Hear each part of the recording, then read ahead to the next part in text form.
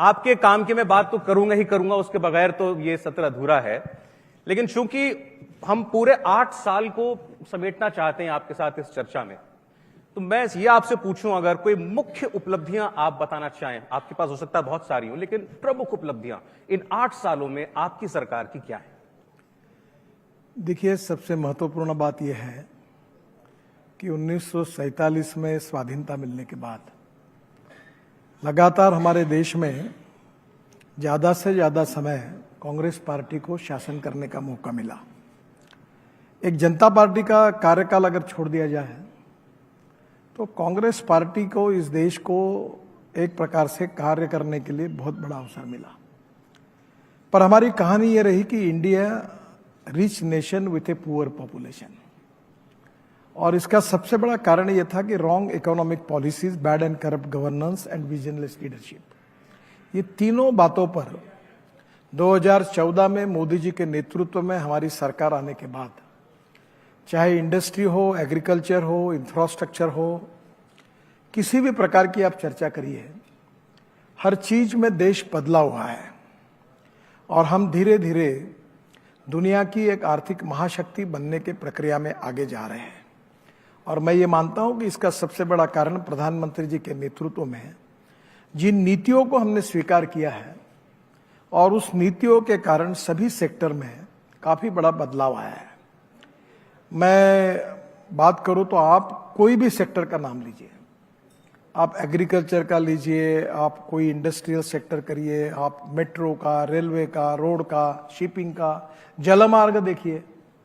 मुझे याद है, मैं शिपिंग मंत्री था तो लोगों का विश्वास नहीं था कि गंगा में जलमार्ग बनेगा। अब वाराणसी टू हल्दिया जलमार्ग बन गया, फिर वहां से बंगाल की खाड़ी है, फिर ब्रह्मपुत्र पूरा जलमार्ग बन गया, 3 मीटर ड्राफ्ट मेंटेन हो गया। हम बांग्लादेश में जाकर मुंगली पोर्ट तक जलमार्ग बनाए। और इतना ही नहीं तो बड़े प्रमाण पर हमारे पोर्ट में, हमारे एयरपोर्ट में कितने एयरपोर्ट बन गए। और आज ये कहा जाता था कि हवाई जहाज में हवाई चप्पल पहनने वाले लोग बैठेंगे, अब वो लगभग एयरपोर्ट पे जाते हैं तो ऐसा रश है, तब समझ में आता कि आज कॉमन आदमी आज प्लेन से घूम रहा है। तो ये बदलाव जो है ये निश्चित रूप से आया है, और ये हमारी सरकार आने के बाद 8 साल की निश्चित रूप से ये निष्पत्ति भी है। पर इसके साथ हमको और आगे जाना है, और अभी जो हुआ वो ट्रेलर ही था, असली फिल्म अभी शुरू होगी, ऐसा मेरा विश्वास है। आपने जिक्र किया मोदी जी की लीडरशिप का। मंत्री कुशल हो, सैनिक कुशल हो, ठीक है, वो अपने दम पर कुछ कर सकता है, लेकिन नेतृत्व बहुत मायने रखता है। तो आप प्राइम मिनिस्टर मोदी की लीडरशिप को कैसे डिफाइन करेंगे?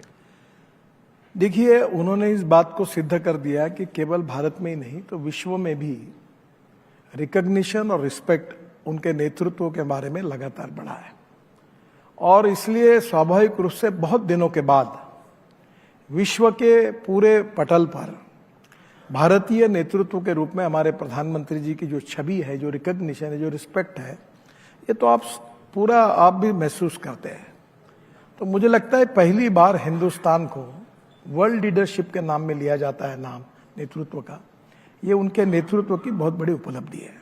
इंडिया टीवी हर वक्त हर जगह डाउनलोड करने के लिए सर्च करें India TV news Google play store या ऐप स्टोर पर।